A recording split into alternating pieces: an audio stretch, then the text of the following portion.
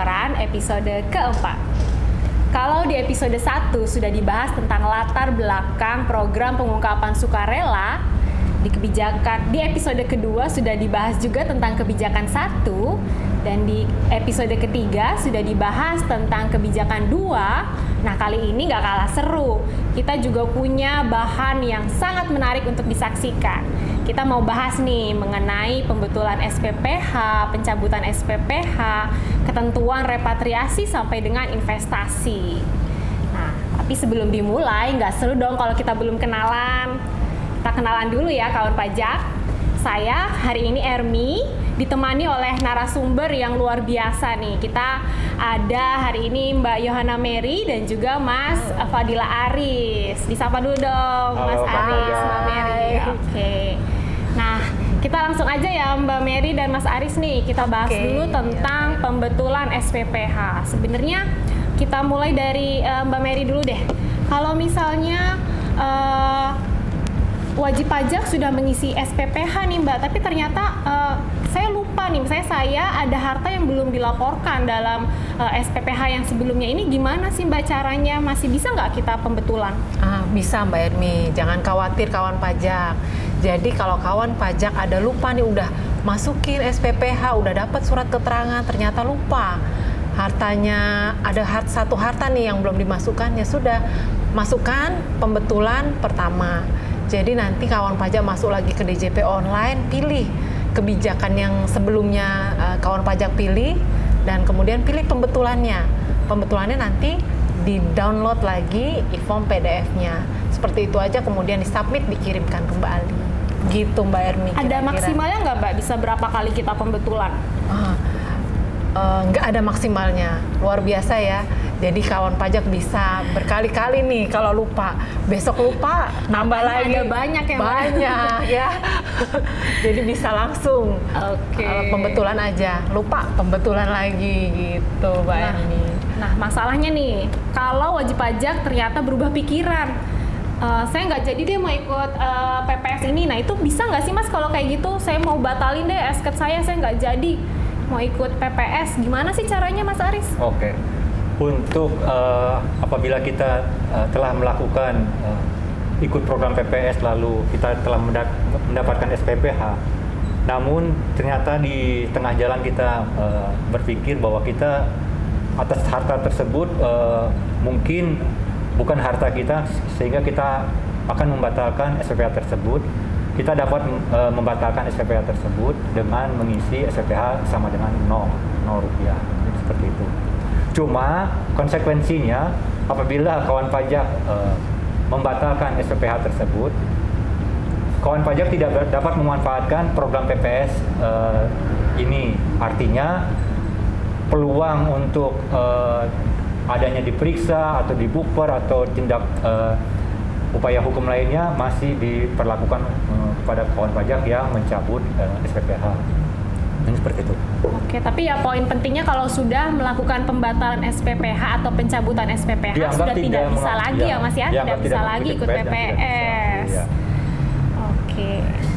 Nah, kalau terkait dengan repatriasi nih Mas, misalnya wajib pajak punya harta dari luar negeri, mau dibawa ke dalam negeri, ini caranya seperti apa sih, detailnya itu ada nggak ya Mas ketentuannya? Ya, jadi kalau di PPS ini kan sifatnya online, jadi kita mengisi di DJP online, itu nanti di program PPS-nya kita tinggal mengklik apakah mendeklar repatriasi atau investasi. Untuk jangka waktu repatriasi itu sampai dengan 30 September 2022 ini, artinya kita diberikan waktu untuk memasukkan dana dari luar negeri ke dalam negeri, ke Indonesia ini via bank. Jadi sampai dengan 30 September 2022. Jadi seperti itu. Paling lambat 30 September 2022. Dan kalau nggak salah juga ada holding periodnya ya Mas? Untuk holding period tetap 5 tahun, baik itu repatriasi maupun investasi. Demikian juga yang declare. 5 tahun sejak SKET-nya terbit atau sejak investasinya dilakukan? Sejak SKET terbit. Oh, sejak SKET terbit. Ini kita bicara deklarisasi ya, bukan repatriasi, bukan investasi. Jadi sejak SK terbit itu 5 tahun harus tanam di wilayah NKRI. Dimasukkan ya? Dimasukkan. Oke.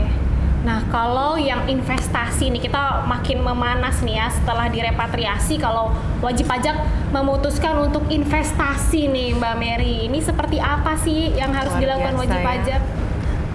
Jadi untuk investasi sama halnya dengan repatriasi. Jadi untuk investasi ini ada beberapa pilihan, Mbak Ermi. Beberapa pilihan di sini ada hilirisasi sumber daya alam atau yang renewable energy. Ada lagi juga untuk Bapak Ibu kawan pajak investasi di SBN. Nah, di sini Bapak Ibu bisa pilih melalui dealer utama.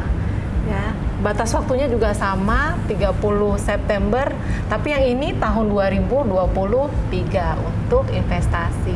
Gitu, Mbak Eri. Jadi masih ada kesempatan ya Mbak untuk wajib pajak nih memikirkan nih investasi mana sih sebenarnya yang paling menguntungkan untuk kawan pajak. Betul. Dan juga diberikan peluang apabila kita melakukan investasi, kita bisa misalnya berubah pikiran untuk dalam satu investasi di industri ini, selisih 2 tahun kita bisa melakukan perubahan investasi tersebut ke industri yang lain. Jadi ada waktu tenggat gitu ya maksudnya ya. Namun time periodnya dihitung ulang lagi, dihitung mundur, seperti itu kawan pajak. Berarti 5 tahun plus 2 tahun Plus gitu 2 ya, tahun, Mas. seperti itu.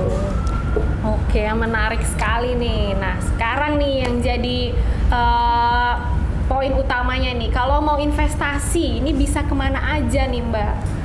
Untuk investasi ini ada ketentuannya sebenarnya sudah ditetapkan nih oleh pemerintah. Ketentuannya ada di KMK 252. Di situ ada 332 industri, banyak banget. Banyak sekali. Jadi besar luas kesempatan yang diberikan oleh oleh Direktorat Jenderal Pajak untuk kawan pajak. Gitu Mbak Ermi. Baik itu dari industri misalnya alam jadi barang setengah jadi atau barang jadi, itu ada semua di sana. Ada semua di sana.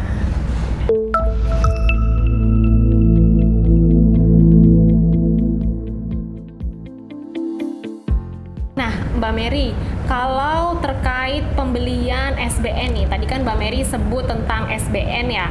Nah, ini kalau misalnya kawan pajak saat deklarasi harta itu mata uangnya adalah rupiah.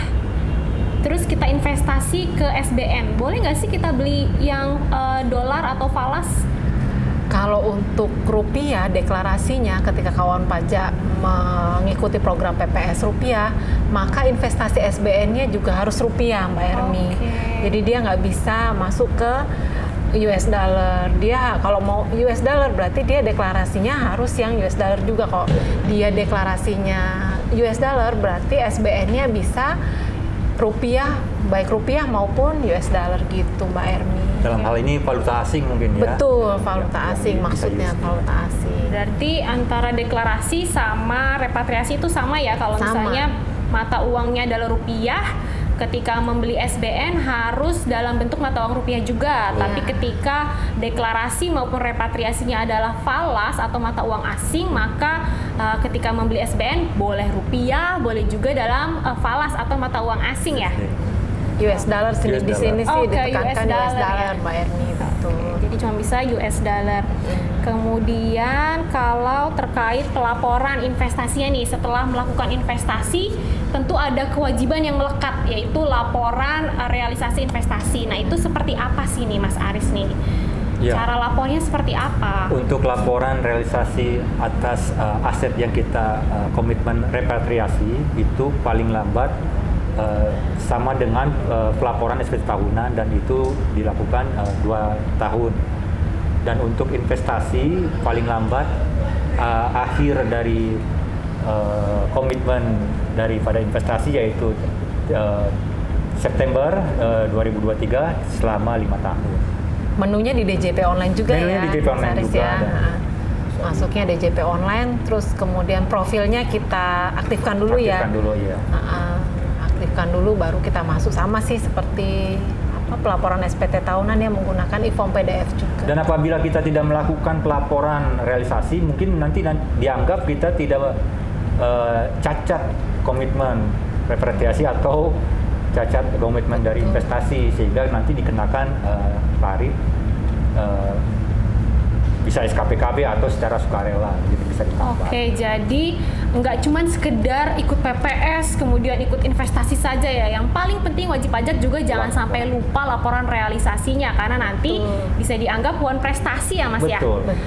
Oke, dan juga pelaporannya harus melalui DJP online. Ya.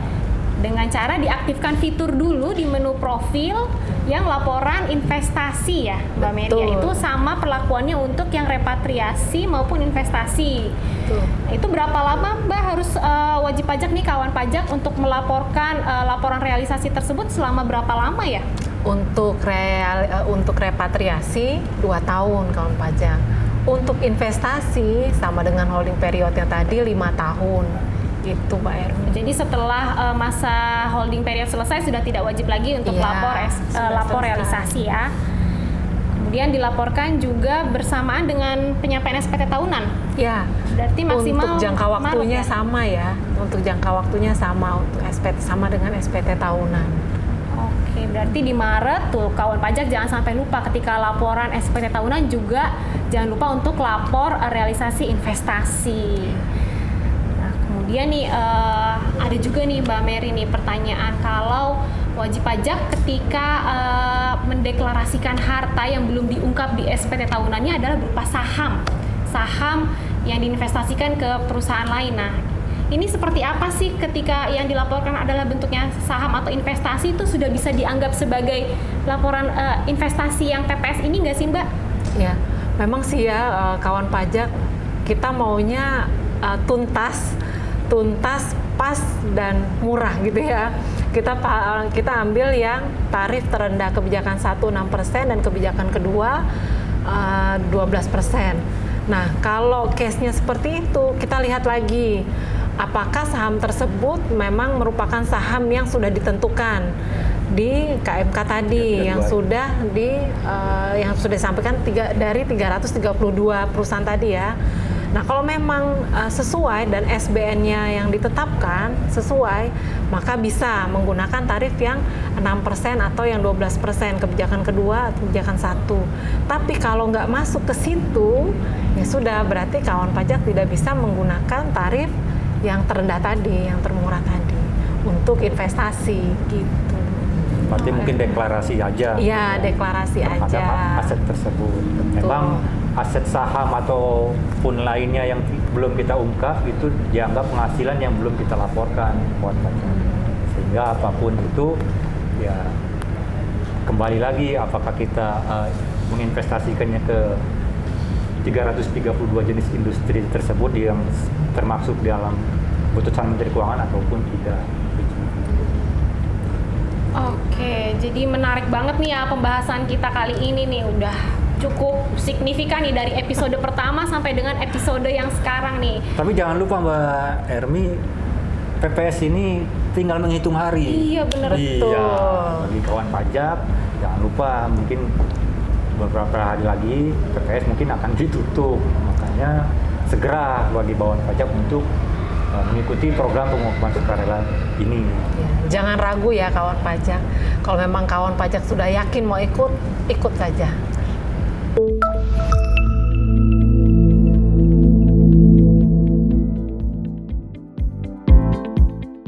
Nah, kawan pajak, episode kali ini sudah lengkap ya, melengkapi episode-episode sebelumnya.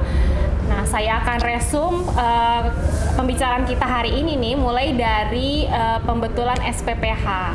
Kawan pajak masih bisa melakukan pembetulan SPPH apabila ternyata terdapat harta yang masih belum dilaporkan di SPPH sebelumnya. Itu langkahnya sama dengan SPPH sebelumnya, tidak dibatasi juga berapa kali melakukan pembetulan SPPH.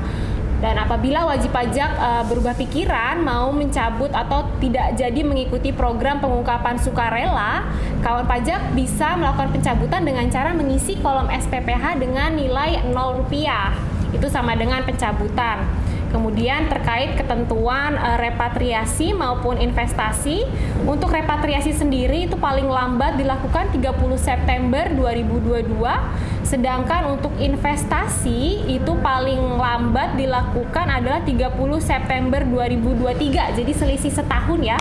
Kalau repatriasi di 2022, investasi di 2023. Dan jangan lupa ketika sudah melakukan repatriasi dan investasi harus melakukan laporan realisasi investasinya nih.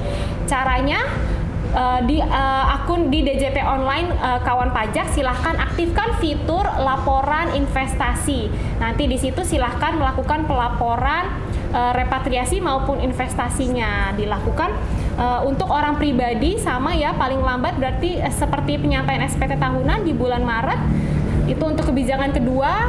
Sedangkan untuk kebijakan pertama, bila kawan pajak adalah wajib pajak badan, maka pelaporan investasinya sama seperti penyampaian SPT tahunannya juga berarti di bulan April. Oke, sepertinya sudah cukup lengkap ya. Untuk itu, saya ingatkan kembali para kawan pajak untuk like, share, and subscribe channel YouTube kami yaitu KPP Pratama Jakarta Pancoran untuk mendapatkan informasi lebih banyak mengenai pengetahuan perpajakan selanjutnya. Oke, sampai jumpa kawan pajak. Oke. Bye.